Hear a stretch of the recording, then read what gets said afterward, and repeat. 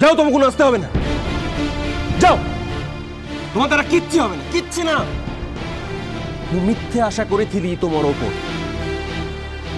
শিল্পী হওয়ার জন্য যা যা চাই তা তোমার মধ্যে নাহি কাজল।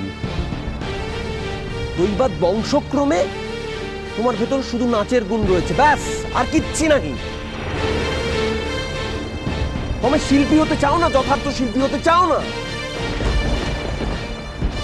জাগতিক সুখ তোমারও পাখরে সব। অলৌকিকত্বের ছোঁয়া তুমি তোমারও জীবনে লাগাতে চাও না কাজল, চাও না তো? বেরিয়ে যাও না, ওর সামনে থেকে বেরিয়ে যাও, যাও যাও যাও যাও, দাঁড়িয়ে থেকো না, যাও, বেরিয়ে যাও, কিচ্ছু হবে না তোমার দ্বারা। যাও, ওই ওই ওই কে ওই যে নীল, হ্যাঁ যাও নীল, যাও নীলের বাড়ির দরজার বাইরে গিয়ে দাঁড়িয়ে থাকো। যদি ওরা তমকু ওদের বাড়ির দাসী করে দেয়, যাও। বাবু, আর গোট্টেও কথা বলো না মাসি, আমার মতে কিছু বলতে এসো না, যাও, তুমি যাও। বাবু, তুমি কি পাগল হয়ে গেলে? এত বড় ঝিয়ার গায়ে কেউ হাত দেয়? বেশ করেছি মাসি, মুজোকে মারতে মারতে মেরে ফেলিনি, ও পরম ভাগ। ও যদি ও না হয়ে অন্য কেউ হতো, আর মোর যদি সে আগের দিন থাকতো না, তাহলে মাসি মোর কোনো ছাত্রছাত্রী যদি এই ভুল করতো না, তাহলে বেঁচে থাকতে তাকে এই নাচের ত্রিসীমানায় আসতে দিতাম না।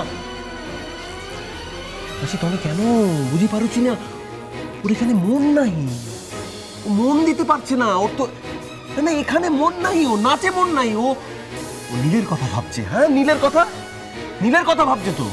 যে ছেলেটা ওকে ঠকিয়ে তার নিজের বউকে নিয়ে হাসপাতাল থেকে আবার বাড়ি ফিরে এসছে, ও তার কথা ভাবছে। কাজল,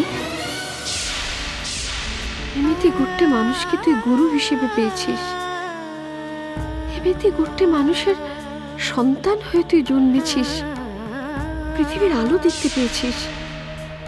তোর মতো সৌভাগ্যবতী আর কে আছে বলতো দিদি ভাই?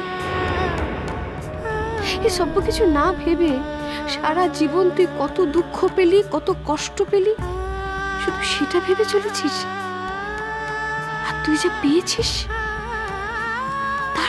তার মূল্যায়নটা তুই একবার করবি না, তার দাম তুই একবারও দিবি না দিদি ভাই? কাকে ওসবু কথা বলছো মাসি? ওসবু কথায় ওর কিচ্ছু যায় আসে না, কিচ্ছু না। ও সংসারে ভর্তি হয়ে রান্নাবাটি খেলতে চায়, আর গোট্টে মানুষকে নিয়ে অধিকারের নোংরা লড়াইয়ে নামতে চায়, ব্যাস। ওর জীবনে ওটাই একমাত্র লক্ষ্য। না বাবুজি,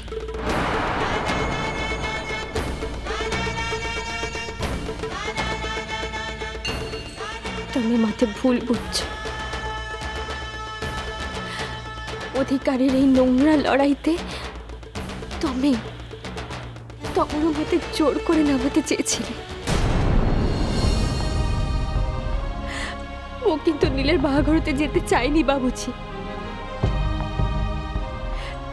তোমরা জোর করে আমাকে নিয়ে গেছিলে। কিন্তু কাজল, এতে দিন নীলের পাখরে থেকে তাকে সেবা করে তুই সুস্থ করে তুলেছিস, তারপরে পটে ফিরে এলি। একটু তো ফাঁকা ফাঁকা লাগবেই, এটা মু বুঝি। তুই তো মানুষ, তুই তো যন্ত্র নয়, রক্ত মাংসের মানুষ। আর কতই বা বয়স তোর। কিন্তু দিদি ভাই, সব কিছু থেকে তো তোকে বেরিয়ে আসতে হবে, সব কিছু তোকে অতিক্রম করতে হবে দিদি ভাই। ওকে বলে দাও মাসি, মানুষ বিশ্বাসঘাতকতা করতে পারে, কিন্তু শিল্প কখনো কারোর সাথে বিশ্বাসঘাতকতা করে না।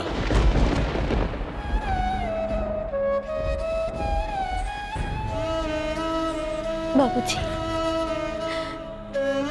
মতে গোটে দিন সময় দিও বাবুজি। ও তো আমার পাখরে শুধু একটা দিন সময় ভিক্ষে চাইছে।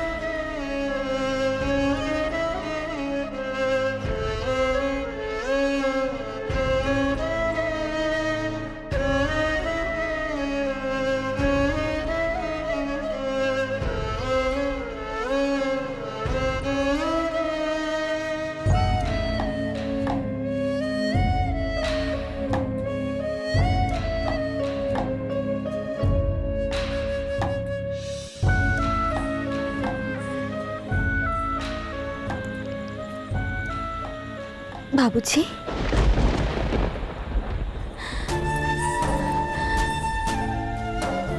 ও বাবুজি, কাল থেকে মুয়া কৌଣସି ভুল করিবনি।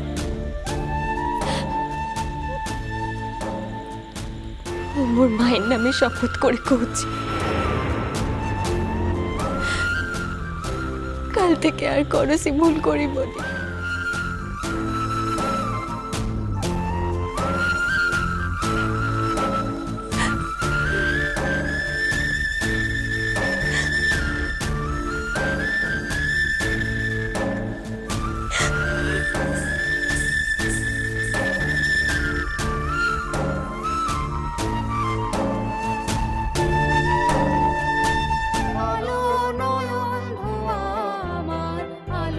আসতে পারি?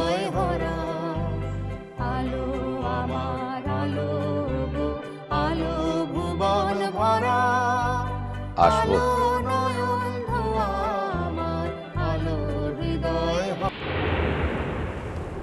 আপনি?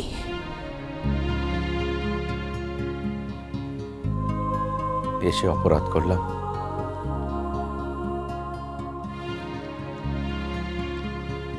আশা করিনি তো।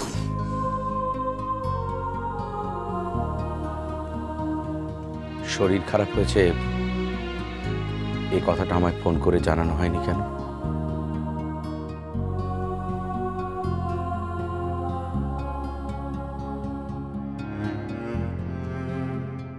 জানানো উচিত ছিল বলছেন? রাগ পড়েনি দেখছি। ও, আপনার মনে হয়েছিল বুঝি যে আমি আপনার উপর খুব রাগ করেছি? আমি তোমার সঙ্গে যা অন্যায় করেছি মিনু, তাতে তোমার রাগ হওয়াটাই স্বাভাবিক। আপনি তো কিছু করেননি, কিচ্ছু করেননি। বরং সৎভাবে সৎ কথাটা বলেছেন আমাকে। কিন্তু আমি যে এই প্রসঙ্গে আর একটা কথাও বলতে চাই না। প্লিজ অন্য কিছু কথা বলুন। কিন্তু আমি যে ওই প্রসঙ্গেই কথা বলার জন্য এসেছি। কিন্তু আমার যে আর কিছু শোনার নেই। তবু আমি বলবো। সে আপনার ইচ্ছে, তবে আমি কিন্তু নতুন করে আর কিছু শুনবো না। মিনু, আমি একটা জিনিসকে জীবনে অসম্ভব ঘৃণা করি, সেটা হলো কনসেশন, সান্ত্বনা। আমি চাই না সেটা আমাকে কেউ করুক, আমাকে কেউ কনসেশন করুক, সেটা আমি সত্যিই চাই না। কি যে বলো তুমি, কে কাকে কনসেশন করে? চা খাবেন? না। তাহলে চা খেতে এখানে আমি আসিনি। বালাই ষাট, আপনার কি চা খাওয়ার জায়গার অভাব আছে নাকি যে আপনি আমার বাড়িতে চা খেতে আসবেন? আমার শরীরটা খুব খারাপ, তাই আপনি দেখতে এসেছেন, আমি জানি।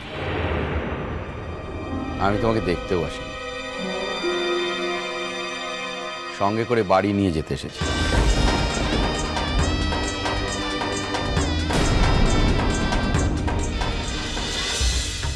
বাড়ি চলো মিনু।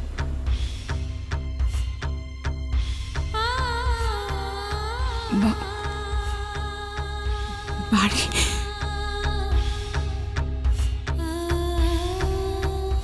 এখানেই অসুস্থ অবস্থায় আমি তোমাকে কিছুতেই থাকতে দেবো না মিনু। তুমি আমার সাথে বাড়ি যাবে।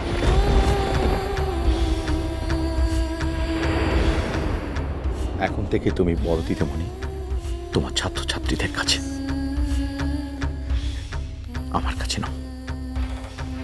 তাই যা বলবো তাই তোমাকে শুনতে হবে, আর এটাই হচ্ছে আমার